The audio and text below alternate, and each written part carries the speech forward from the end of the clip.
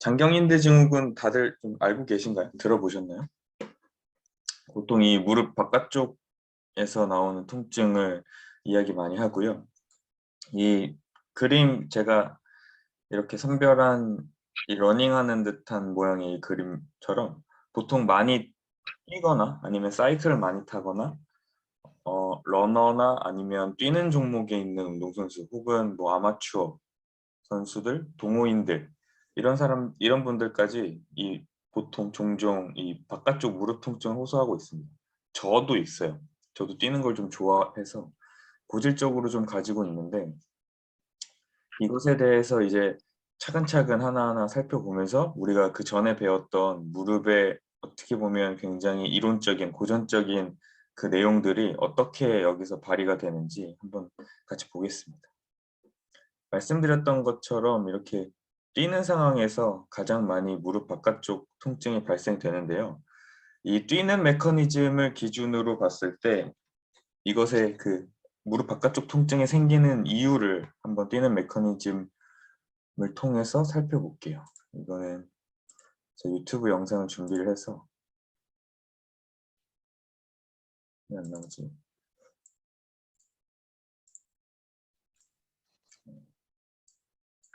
For this study, we're going 지금부터 네. 뛸 때 슬로우 모션 보시기 전에 뛸 때 착지를 하면 지금 이제 쭉 나오겠지만 착지를 하면 무릎이 구부러져 있죠. 구부러진 채로 발은 지면에 이렇게 닿게 됩니다. 그러면 이 충격을 흡수하고 완화하기 위해서 무릎은 조금 더 굴곡이 돼요. 조금 더 굴곡이 되고 그 이후에는 당연히 앞에 있는 발이 뒤로 가면서 이 다리는 신전이 되겠죠. 그리고 툭 차면 다시 찬 쪽 다리는 다시 굴곡이 되고 이래서 한 번의 이 스트라이크 동안 무릎은 최소한 2번의 굴곡과 신전을 반복해야 됩니다. 그러니까 발을 한 번 딛고 치고 나가는 동안에 무릎은 굴곡과 신전을 2번 반복해야 되는 거죠. 이것을 슬로우 모션으로 한번 볼게요. 이쪽을 보면 조금 더 이제 느려서 잘 보일 겁니다.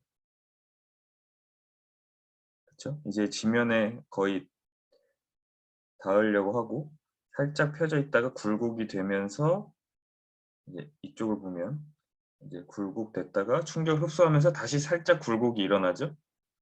굴곡과 굴곡으로 이어지고 이제 신전으로 다시 쭉 차면서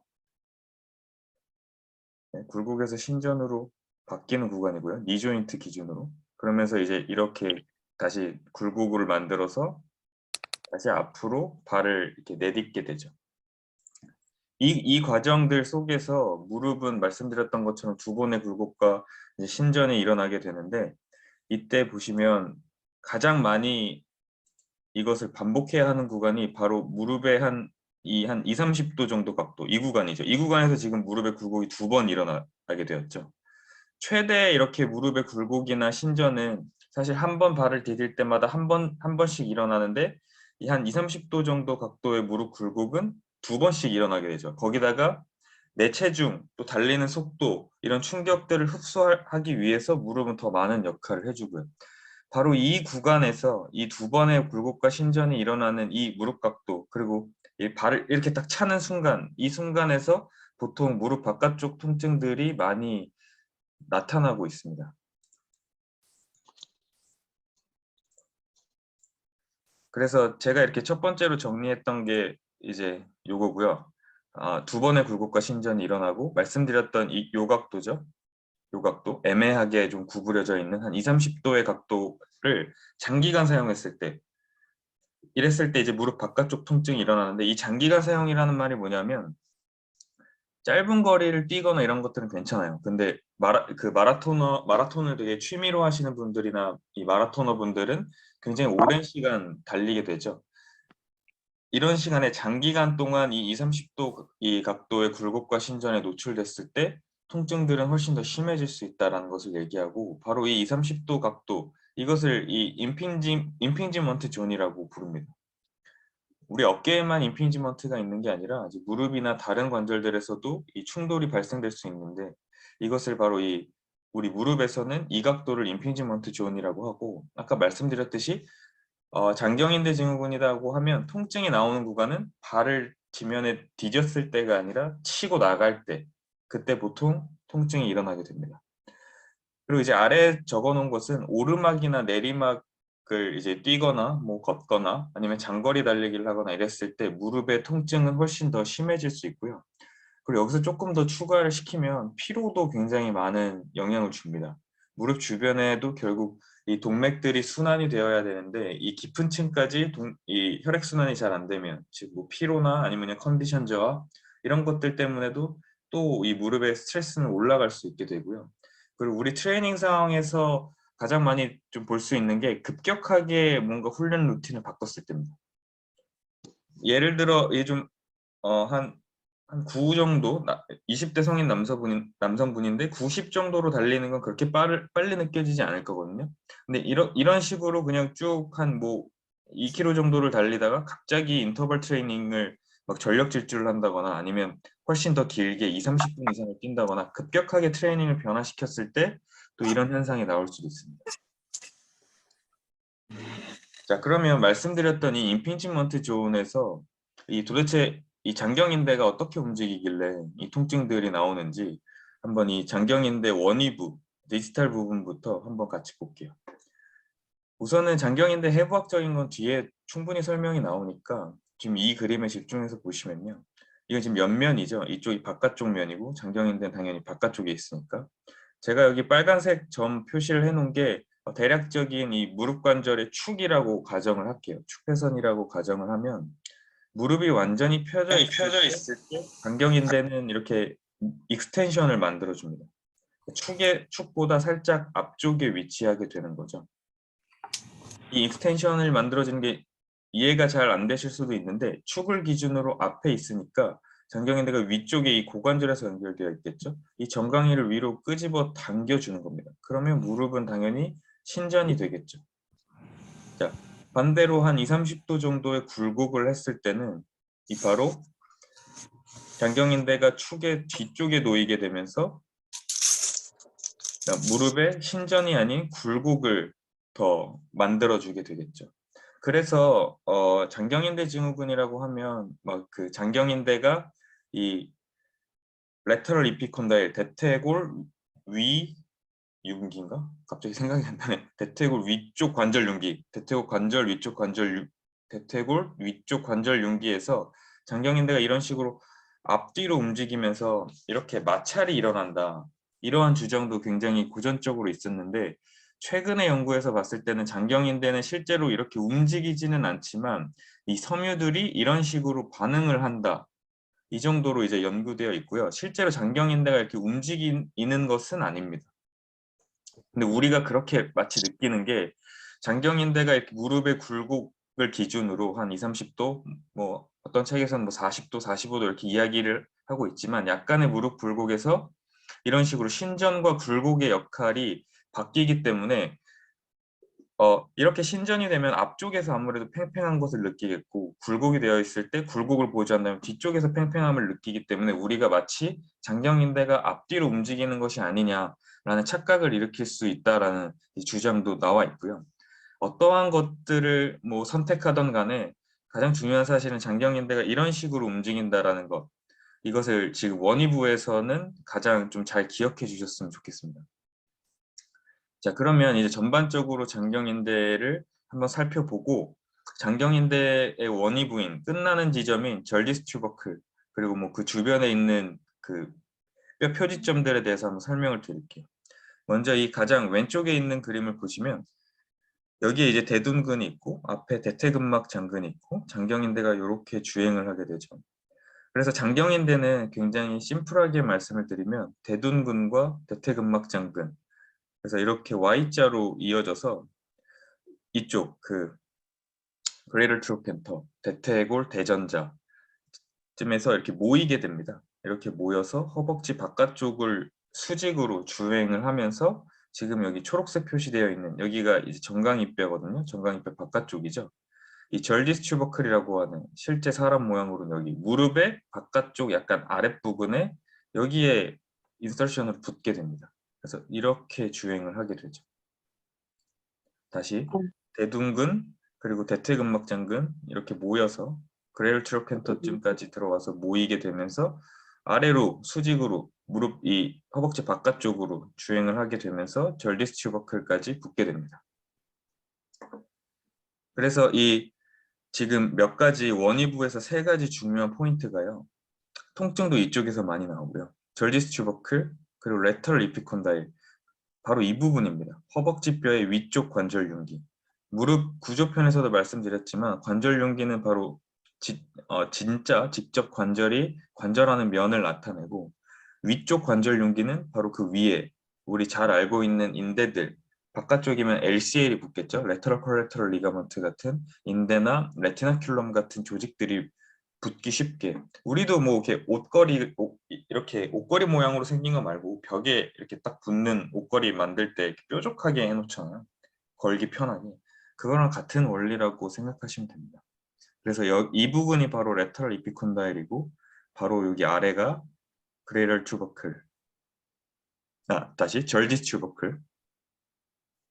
그리고 그 옆에 여기가 이제 피뷸라죠. 피뷸라 헤드. 이렇게 삼각형을 이루고 있습니다. 그래서 이제 여기 이 점을 이제 피벗 포인트라고 하는데 보통 통증은 이 구간 혹은 이런 구간에서 많이 나오게 됩니다. 보통 이 구간에서 통증을 많이 느껴서 이 무릎의 바깥쪽 통증이라고 이야기를 많이 하게 되죠. 자, 그래서 이 옆에 그림을 보시면 장경인대라고 하면 지금 이쪽 원위부는 말씀드렸던 이 삼각형, 피벗 포인트를 기준으로 삼각형을 이루는 곳, 그리고 위쪽에서 가면 이 그레이럴 트로켄터가 어떤 이 키워드로 랜드마크가 되는 곳들입니다. 그래서 이곳들은 다 팔페이션을 하기도 좀 편하고 실제로 장경인대 증후군에 문제가 있을 때 우리가 뭐 가장 흔히 많이 할 수 있는 게 마사지 있지 않습니까? 장경인대도 타이트함이 주로 문제로 많이 야기되니까 그때 굉장히 주요한 이 랜드마크로 여겨질 수 있는 부분들이죠. 자, 제가 방금 장경인대가 이 절디스 튜버클에 붙는다고 말씀을 드렸는데 당연히 맞는 얘기인데요. 우리 무릎 그 구조 봤을 때 여기 굉장히 복잡했잖아요. 작은 것들이 굉장히 많이 모여 있고 그래서 결국 장경인대는 이 주변에 이 많은 인대나 힘줄들, 뭐 조인트 캡슐 포함해서 이 레티나큘럼들, 그러니까 근막 같은 이런 것들과 함께 섞여 있습니다. 실제로 장경인대는 다이렉트하게 이 1번 리본 모양에 있는 절디스 튜버클에 붙어 있지만 이런 식으로 여기 한 5가지 인대들이 있는데 천천히 한번 그 밑에 주석을 달아놨으니까 살펴보시고 지금 이 맥락에서 설명드리고 싶은 것은 바로 이 5번 이게 지금 무릎의 뒷면이고 앞쪽에 파텔라가 있죠. 이 5번이 파텔라인데요. 이 파텔라 피모럴 리가먼트 레티나큘럼과 같이 합쳐지는 겁니다. 복합체를 형성을 해요. 더 쉽게 말해서 장경인대가 이 바깥쪽에 있는 구조적인 이 섬유들과 합쳐지면서 이 무릎뼈까지와도 합쳐지게 됩니다. 이렇다는 얘기는 뭐겠습니까? 장경인대 쪽이 타이트하면 무릎뼈를 바깥쪽으로 끌어갈 수도 있다라는 얘기고 이 제가 예전에 했던 PFPS 파텔라 피모럴 페인 신드롬 있죠? 이 앞쪽 무릎 통증, 그냥 고질적인 무릎 통증에도 이 장경인대 증후군이 결국 영향을 미칠 수밖에 없다라는 것이죠. 있을 수도 있고 없을 수도 있지만 굉장히 높은 확률로 이게 영향을 미치게 될 수도 있다는 겁니다. 자, 그래서 이 무릎의 국소적인 안정자들을 포괄적으로 봤을 때 보시면 지금 뉴만에 있는 내용이죠. 그 무릎 구조편에서도 제가 말씀드렸고 위쪽으로 이 일리오티비알 밴드, ITB, 장경인대가 위쪽으로 끌어가는 힘 그리고 이 구조적으로 대퇴골, 외측 관절 융기가 더 이렇게 벽으로 수직으로 세워져 있다고 말씀드렸었죠. 그렇기 때문에 이 옆쪽으로 이 파텔라가 이동되는 바깥쪽으로 이동되는 것을 벽에서 막아줄 수 있으니까 이 구조적인 힘 그리고 아래쪽은 방금 보여드렸던 이렇게 굉장히 많은 인대들, 조직들이 이 3가지들이 같이 힘을 합쳐서 이 외측의 안정자 역할을 만들어 주고 반대쪽 이 내측은 지금 자세히 설명드리진 않겠지만 얘네들과 밸런스를 맞춰야 되는 거죠. 근데 이 ITB가 굉장히 타이트하다면 이 밸런스가 깨지게 되면서 티비아, 이 정강이뼈의 회전 혹은 파텔라의 이쪽으로 외측으로 쏠리는 말 트래킹. 여기서 파텔라가 움직이는 것은 우리가 1차원적으로 생각했을 때 그냥 이런 식으로 외측으로만 이동될 거라고 이제 생각이 들 수 있는데 살짝 이렇게 들리기도 합니다. 그래서 이게 오프라인이면 좋은데 제 무릎을 만져보라고 하면 되게 편하거든요. 제 오른쪽 무릎이 이 장경인대 증후군이 있는데 오른쪽 무릎, 왼쪽 무릎에 비해 이렇게 좀 떠 있습니다. 그래서 실제로 무릎 아프신 분들은 지금 이렇게 하시면서 무릎을 좀 편 채로 무릎을 만져보면 한쪽 무릎이 좀 이렇게 이 바깥쪽에서 좀 이렇게 떠 있는 듯한 느낌을 받으면 아 이게 나도 지금 장경인대 증후군이 좀 있는 게 아닌가라는 이제 의심을 좀 해보실 수 있고 그리고 말씀드렸다시피 이 티비아의 변형도 같이 일어날 수 있어요. 티비아가 이 내회전을 정강이뼈가 내회전을 하게 되면 무릎뼈는 이 바깥쪽으로 끌어당겨지게 될 수도 있죠. 내회전을 할 수도 있고 뭐 외회전을 할 수도 있습니다. 그건 그냥 사람에 따라 다르고 그 사람의 발의 어떤 구조적인 결함 혹은 기능적인 결함, 고관절의 구조나 기능적인 결함에 따라서도 다 다른 양상이 나올 수도 있는데 중요한 것은 이 무릎의 문제는 항상 고관절과 발 그렇기 때문에 허벅지뼈의 회전, 톨션, 정강이뼈의 회전 뭐 이런 것들이 항상 그 기여를 받을 수가 있습니다.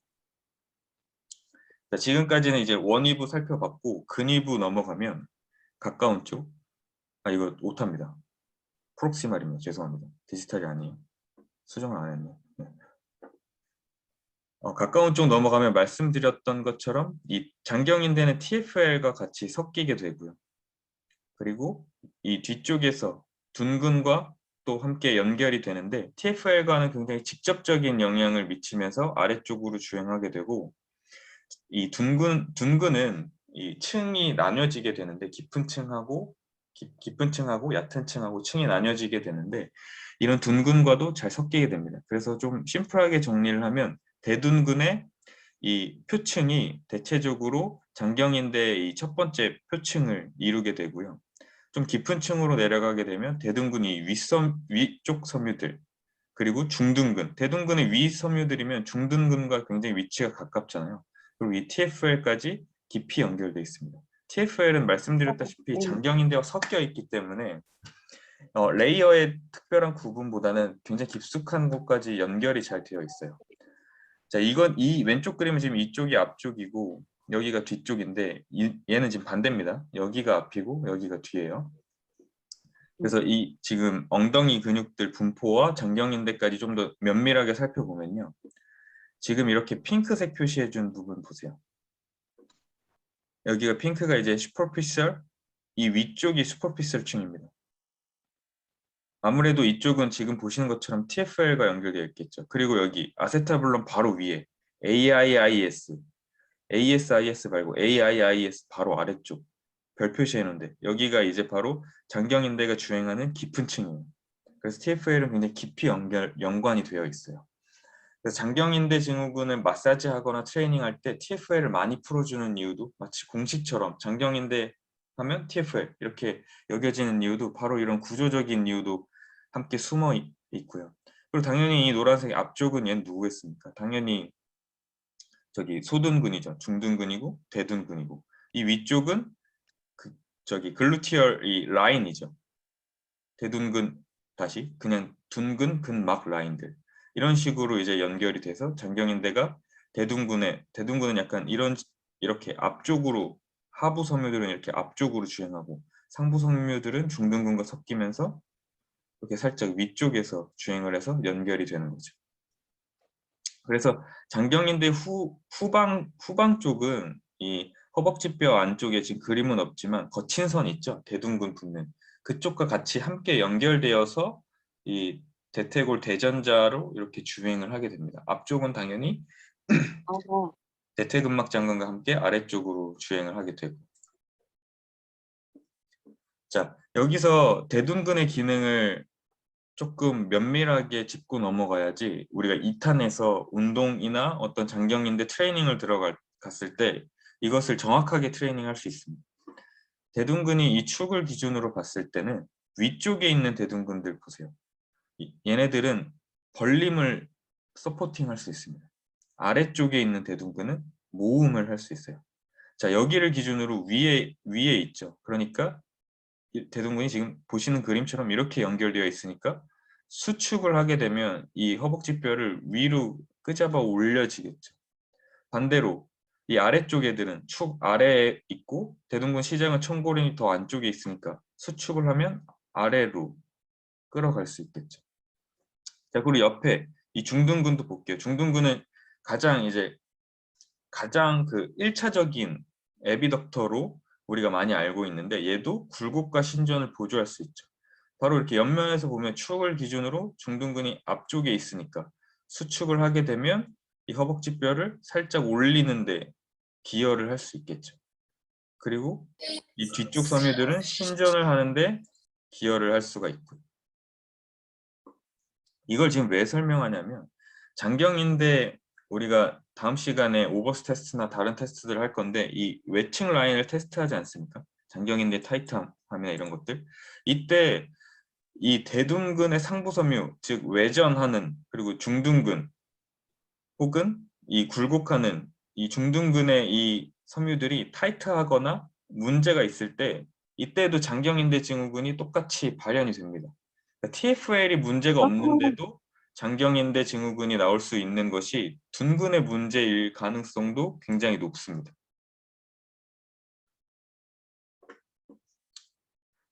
자, 이제 그 통증 위치를 조금만 더 세밀하게 살펴볼게요. 이게 지금 외측 무릎이고 보시면은 여기에 그 쿼드라이셉스의 근막들 이렇게 지나가고 그 아래쪽에 깊은 근막들이 있고요.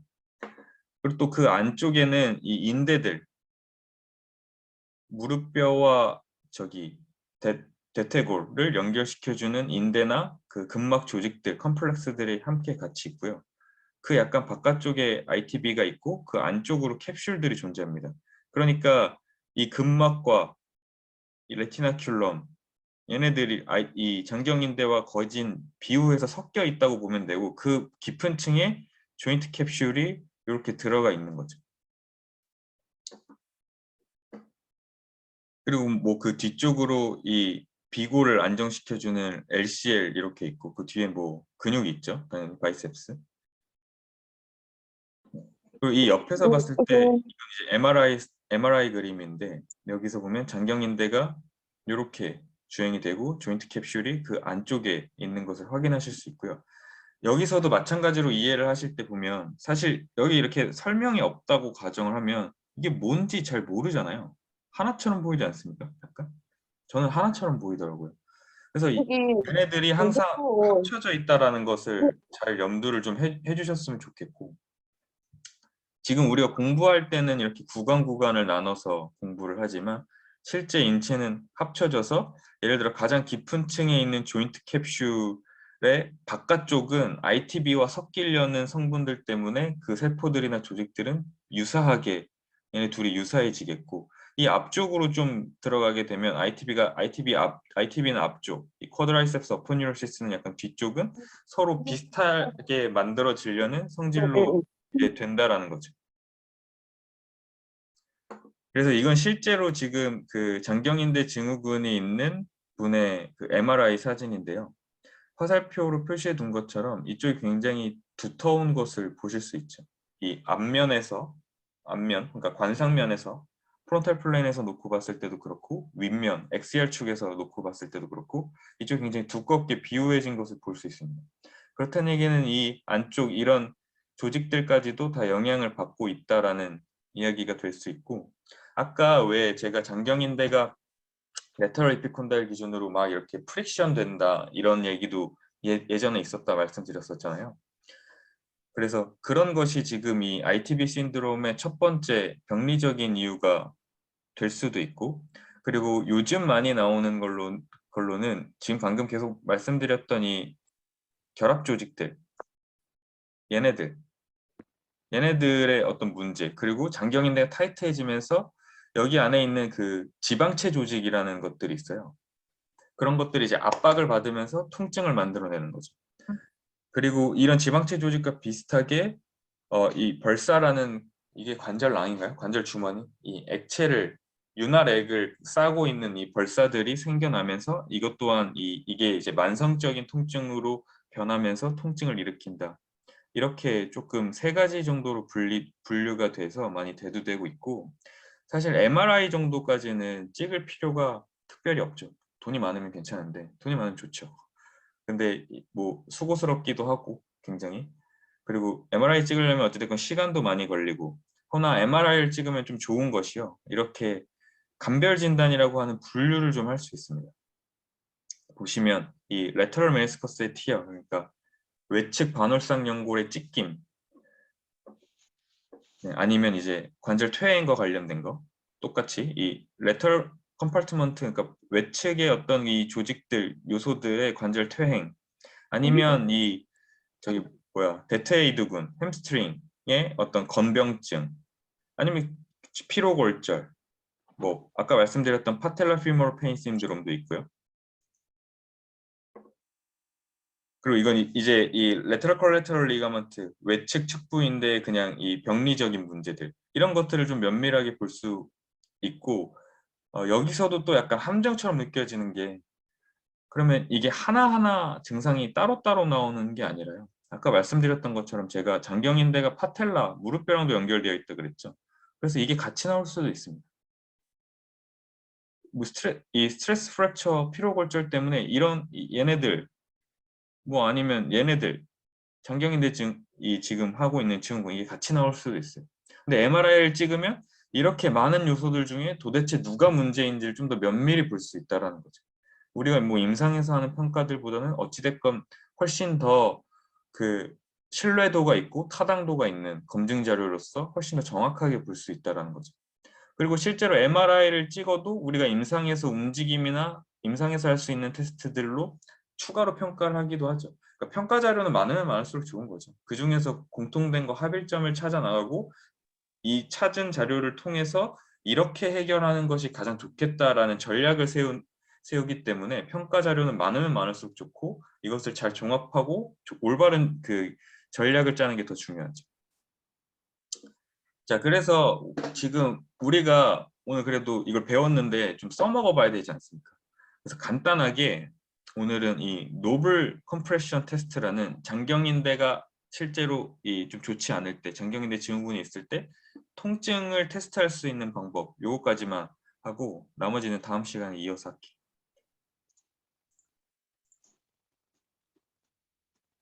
이게 어디 갔지? 이런 거. 네. 자, 보시면 이렇게 무릎은 한 90도 정도로 구부리고 있고요. 네, 무릎 한 90도 정도 잡아 끌게요. 90도 정도 구부리고 있고 이 상태에서 보시면 레터럴 이피콘다일에 한 1, 2cm 정도 근위부 그러니까 약간 이 몸 쪽으로 위쪽으로 엄지손가락으로 이 압박해서 누르고 있죠. 레터럴 이피콘다일 다시 제가 보여드릴게요. 일단 이 테스트를 쭉 보고 화면 전환을 해야 돼서 그래서 이렇게 압박을 시킨 채로 살짝 압박을 시킨 채로 이렇게 수동적으로 클라이언트의 다리를 이렇게 끌어가지고 무릎을 펴게 하는 겁니다. 이때 이제 통증이 나오면 장경인대 증후군이라고 이제 양성 반응이라고 생각을 해도 되는 거죠. 장경인대가 아까 말씀드렸듯이 절디스 튜버클에 붙어 있고 아까 그 삼각형 피벗 기억나세요? 이제 그쪽에 통증이 느껴지니까 여기 일부러 더 압박시켜서 무릎을 움직이게 하는 거죠. 이것도 마찬가지죠.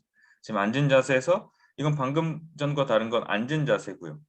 그리고 또 많이 다른 건 능동적으로 무릎 굽힘과 신전하고 있죠. 이때도 마찬가지로 압박하는 위치는 똑같습니다. 이때 통증이 있는지 없는지 체크해 보는 거고 이것도 똑같죠. 여기에서 무릎과 이제 굴곡과 신전할 건데 방금 전 테스트와 다른 상황은 능동인 건 똑같고요. 둘 다 이제 능동인데 얘는 지금 이제 CKC로 움직이는 거죠.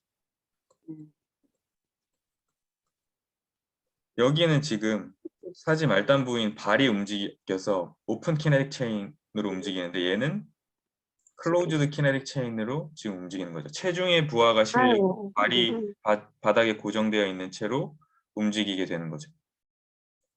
이렇게 지금 이 컴프레션 테스트도 수동적인 상태, 압박하는 그 위치는 똑같고요. 수동적인 상태에서 직접 우리가 끌어주면서 테스트 해볼 수도 있고, 그다음에 클라이언트한테 능동적으로 무릎을 구부렸다 폈다 해보라고 할 수도 있고요. 그리고 이 능동적인 상황은 항상 열린 사슬과 닫힌 사슬의 움직임이 있으니까 이 두 가지를 다 검사를 해볼 수 있죠. 세 가지 다 통증이 나오면은 굉장히 이제 좀 심하다고 할 수 있고, 사실 보면 이 상태가 가장 체중 부하도 많고 무릎에 스트레스가 많다 보니까 통증이 좀 더 나오기 1차적으로 나오기 좀 쉬워지는 거고, 첫 번째 본 거 우리가 직접 이렇게 끌어주는 이 테스트에서도 통증이 나온다면 이분은 일상생활에서도 아마 이 무릎 바깥쪽이 약간 불편하거나 아픈 느낌들을 받으면서 생활할 가능성이 굉장히 높겠죠. 그래서 방금 이 테스트 위치만 한번 다시 설명드릴게요. 아까 레터럴 이피콘다일 약간 위쪽 1, 2cm라 그랬죠. 여기입니다.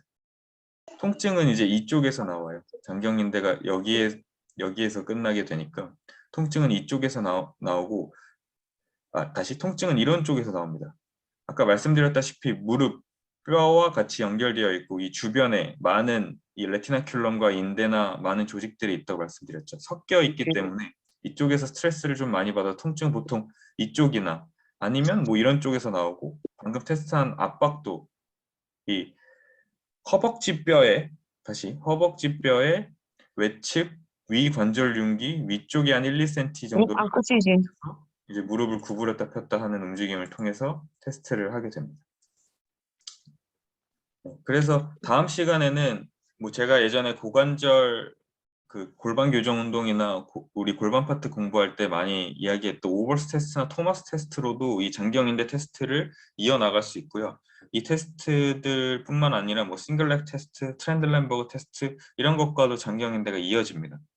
그래서 장경인대의 어떤 이 테스트들을 기준으로 장경인대의 이 기능들, 그리고 장경인대 신드롬이 있을 때 어떤 식으로 조금 해결해 나가는 것이 좋은지, 그렇게 2편에서는 그걸 한번 다뤄보도록 할게요. 이게 3편까지 나갈지는 잘 모르겠는데 많이 나가봐야 3편까지 나갈 것 같습니다.